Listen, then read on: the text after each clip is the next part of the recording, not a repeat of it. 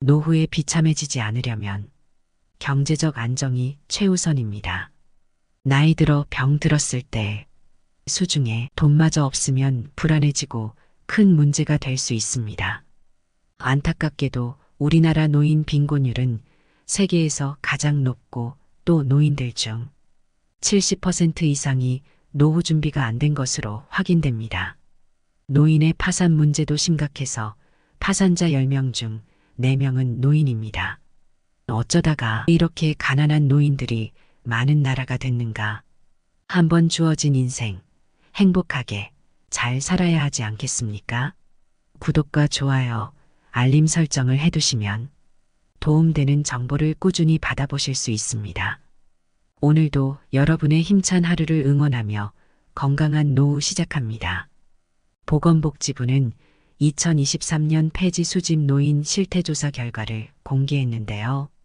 폐지 줍는 노인들의 평균 연령은 76세로 나타났고 일주일에 6일씩 하루 5시간 반을 일해 월 평균 15만 9천 원을 벌었다고 합니다. 대부분 생계비 마련을 위해 폐지를 주었다고 합니다. 최근 자료에 의하면 5년간 발생한 고독사의 43%가 독거노인이었으며 80%가 가난에 시달린 것으로 나타났습니다. 2050년에는 홀로 사는 노인들이 전체 노인의 40%나 될 것이라고 하니 큰 걱정입니다. 사람들은 누구나 나이 들면서 건강 문제, 자녀 문제, 돈 문제, 부부간의 화목 문제 등 문제점들이 하나둘 생겨납니다. 1980년도까지만 하더라도 노인의 주 수입원에 대하여 물어보면 자식의 도움이라고 응답한 노인이 70% 정도였으나 2023년 현재 자식의 도움이라고 응답하는 노인은 10% 내외에 불과합니다. 앞으로 그 수치는 1%에서 2%로 뚝 떨어질 전망입니다. 왜냐하면 자식들도 먹고 살기 힘들어지기 때문입니다. 따라서 앞으로 자식들한테 경제적으로 도움받을 생각은 아예 꿈도 꿔서는 안 됩니다. 그렇다면 한국인 노후가 가난해지는 실질적인 이유가 무엇인지 하나씩 원인을 따져보고 그 대비책까지 함께 살펴보도록 하겠습니다. 첫째, 자식 문제입니다.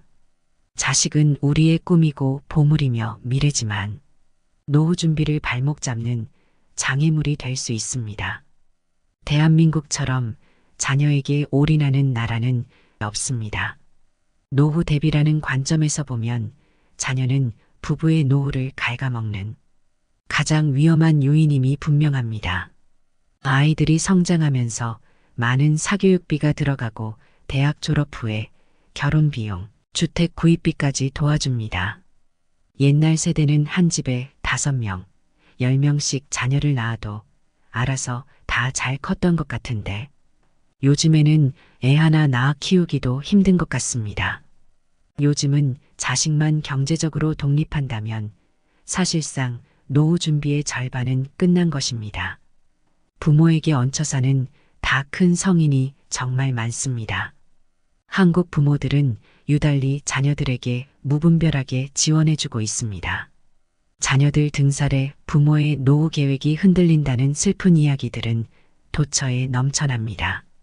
자녀의 결혼, 주택 자금과 부부의 노후 자금을 놓고 갈등할 때는 주저없이 부부의 노후 자금을 먼저 마련하는 데 주력해야 합니다. 부부의 노후 자금을 확보하고 나서 남은 돈이 있다면 결혼 자금이나 주택 자금에 보태주시길 권합니다. 둘째, 노후에 가난해지는 이유는 황혼 이혼 때문입니다. 1990년 전체 이혼 건수의 5%에 지나지 않았던 황혼 이율 비율이 2021년에는 39%로 크게 늘어났습니다. 10쌍이 이혼하면 그중 4쌍은 황혼 이혼입니다. 자식은 부부의 연을 강하게 이어준 끈 역할을 하는데 자녀들이 결혼의 둥지를 떠나고 보통은 남편의 소득이 끊기는 순간 아내의 입장에서 더 이상 남편과 함께 살 이유가 없습니다. 그동안 애들 때문에 헤어지지 못하고 돈줄에 묶여 있어 이혼을 못하다가 이 두 가지 끈이 끊기는 순간 황혼 이혼으로 이어지게 됩니다. 물론 이런 부부들은 그동안 사랑 없이 살아온 껍데기 부부였을 것 같습니다. 이혼은 다른 사람이 개입하기 어려운 내밀한 부부 사이의 문제입니다. 불행한 결혼을 지속하는 것보다 행복한 새 삶을 찾아 나서는 또 다른 출발이라는 측면에서 이해할 수도 있습니다. 행복 추구는 침해할 수 없는 개인의 소중한 권리이기 때문입니다. 그렇지만 황혼 이혼으로 홀로 살아야 할 때 건강 문제, 돈 문제, 고독의 문제가 한꺼번에 닥쳐온다는 현실을 먼저 이해해야 합니다. 재산을 반으로 나눠 가지면 집도 반쪽, 현금도 반쪽이 되고 게다가 황혼 이혼 자체가 나이 들어서 하는 이혼이기 때문에 경제적인 활동이 없거나 줄어들어 돈 문제에 부딪히게 됩니다. 건강 문제 또한 심각해질 수 있습니다. 둘이 살 때는 누군가 아프면 남편이나 아내가 옆에서 챙겨주지만 혼자 살기 시작하면 큰 문제가 될 수 있습니다. 고독의 문제 또한 심각해집니다. 황혼 이혼자의 상당수가 사회와 고립되는 것입니다. 전문가들은 최근 황혼 이혼율이 급증하는 것은 비정상적이라며 황혼 이혼을 하는 주된 이유는 상대방에게 폭력을 휘두르거나 무시하고 생활비를 주지 않고 중독에 빠지거나 친밀감이 부족하기 때문입니다. 원인을 제거하면 황혼 이혼을 피할 수. 세 번째, 노후 의료비입니다.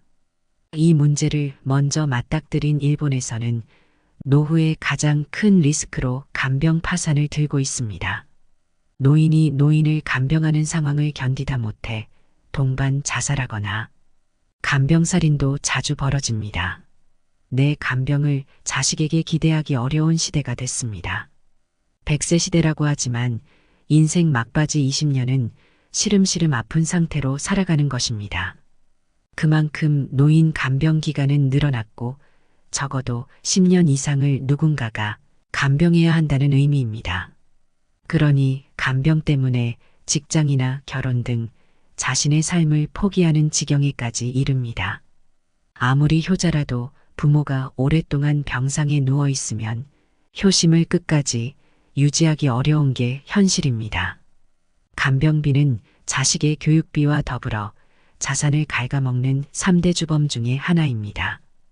2022년 건강보험과 환자 본인 부담으로 의료기관과 약국 등에 지급한 진료비가 100조 원을 처음 넘어섰습니다. 이 중 전체 인구의 17%에 해당하는 노인 인구가 진료비의 43%를 사용했습니다. 이제 노인 인구가 기하급수적으로 늘어나면서 노인들의 병원비가 차지하는 비중도 그만큼 커질 전망입니다. 특히 치매 환자가 급증하는 가운데 2021년 치매 환자 1인당 연간 관리 비용은 2,112만 원으로 2010년 1,851만 원 대비 14.1% 증가했습니다.